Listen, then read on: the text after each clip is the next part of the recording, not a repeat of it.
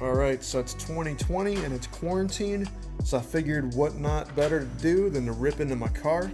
So as you can see, I took off my turbo here. This is the $300 China Boy Special. It is a cast wheel, nothing special. 7875. It is a 9.6 AR turbine housing with a little rinky-dinky 3-inch downpipe. And that's the remainder of the downpipe / exhaust section there, which I have uninstalled at the moment because for 2020 we stepped it up. So I got this new turbo, largely the same. So this is the Gen 2 7875. Well, it's like a Gen 1.75, I guess. So it uses the Gen 1 compressor cover, but I have the new billet compressor wheel on this thing, still a 7875. It's got the 125 AR turbine housing, which should definitely help alleviate some of the back pressure problems I was having.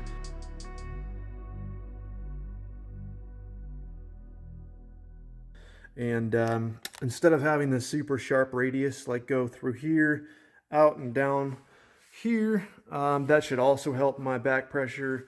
I definitely do have room to do a downpipe. What I'm going to end up doing is just stick welding a pipe on this thing, make it a hater pipe, and just ram it right up through the hood, just in the interest of time, and also to probably piss off some people. I do have some nice stainless stuff there, but I'm very new to the welding game. So that's what's going on for this year's setup if the track ever opens up. Got a meth kit, which I will be installing. This is just some extra insurance to keep that stock motor alive. Really nothing too special here, just working on installing that. Snow Performance. Got the braided line kit instead of that junky plastic stuff. What else is new? Got a new transmission, so that's the box to the new transmission. That's the old transmission. So one thing I wanted to showcase is I actually have this T56 SFI blow-proof bell housing. You can see it's SFI certified. It's the QuickTime bell housing.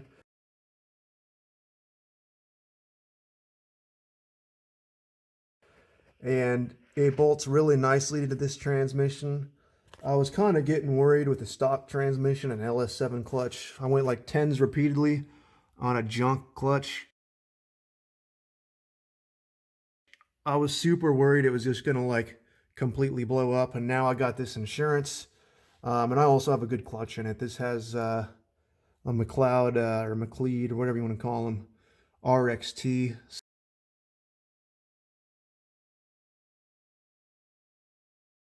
Big improvements on that. Crossover pipe pretty much the same, and had to use F-body clutch, get all this stuff to work, and the braided lines were kind of mandatory. I couldn't use the F-body slave without the braided lines, or else I just had all sorts of clearance nightmares with the lines going through here. It's pretty tight, you can see. And I didn't want to like notch my SFI bell housing and further nullify its certification. I already had to kind of notch it out here to clearance for the drain plug. But I mean, honestly, it's either that or you get this other one, which does clear, but it's not even SFI spec'd from the manufacturers. So I figured let's just grind a little bit on the certified one there only, and only there, and should be good to go from a tech perspective. Bungs in here for sprayers on the gears, keep everything lubricated. That's going to be later on. This just needs to get on the road. But this is a fully built out Magnum T56 XL, or what, Magnum XL T56, whatever you want to call it. So it has an elongated tail shaft and a top loader shifter. So the shifter actually goes right in the car. Got a nice slip yoke flange, which is super nice. Forgot the flange or the spline count, but it's definitely way beefier than what the stock one is on the the V1. Got this nice little steel drive shaft, and you guys know me, I keep things on a budget. 3-inch steel drive shaft. This cost me $400. Got it done at Fleet Pride, and it just bolts right up using Ford hardware. Did the Ford 88 diff. Cool stuff. And then opted for 266 gear ratio. Since the 297, I felt that's the stock ratio. Going from first to second, I felt was extremely quick, and I wasn't even hitting full boost. So I think that was actually slowing me down on the front half of the track. So this ought to treat me well. It ought to spool a little bit better in first and second. And I'll just show you real quick what that looks like in the car. I kind of copied someone else's idea that did this once before, so they did some of the groundwork, but I did things a little differently. This is kind of loose, so I guess don't want it to rattle around too much. Oops, didn't mean to turn that on. But super nice, like mechanical feel. What else is new? I'll show you guys some electrical stuff, which I'll explain this mess. This is all temporary, just testing stuff out. But I think that's everything new out here. There's really not much new inside the car except for the electrical, which I'll show you.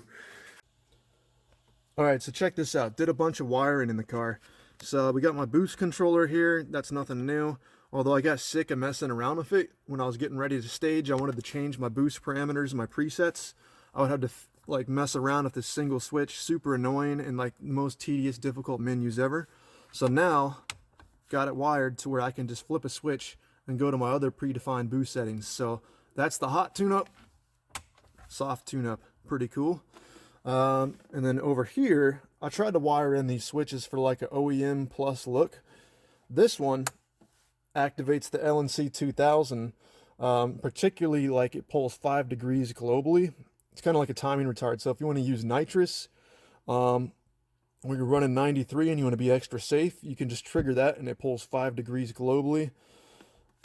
Maybe a valet mode, I don't know. But back to normal, say you're running E85, you just want full timing, leave it like that.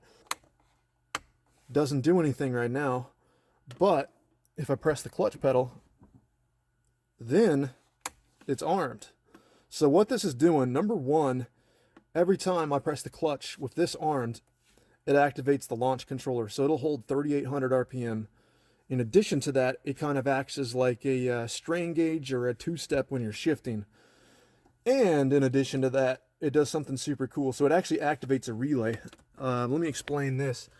So you can see my intake air temp is -40. Let off the clutch, 75 degrees. Press the clutch, -40. So that activates a relay up front there. And basically what that's doing is it tricks the IAT to be -40. It grounds it out completely. Every time I press the clutch, it does this timing value. It's like an intake air temperature table. So if I don't want that, just regular driving, just do that. No two-step, no strain gauge, no launch controller. It's just super badass. And now I can just press the clutch as normal. It doesn't change the air temp or anything funky like that. So another cool function I added is, this is kind of a mess. This is my meth controller. It's kind of just, I need to like sticky tape it in there or double-sided tape. But I got this little badass switch in here. So this, so right now this arms the scramble mode. So now, nice little reminder that you're about to blow your motor up, but you're willing to do that to sacrifice your car to win a race maybe. Scramble. Scramble off. Go in here, disarm it, scramble unarmed. So that's pretty much like the tour of all the electrical stuff I've done. I think it's pretty badass just for a little stock PCM.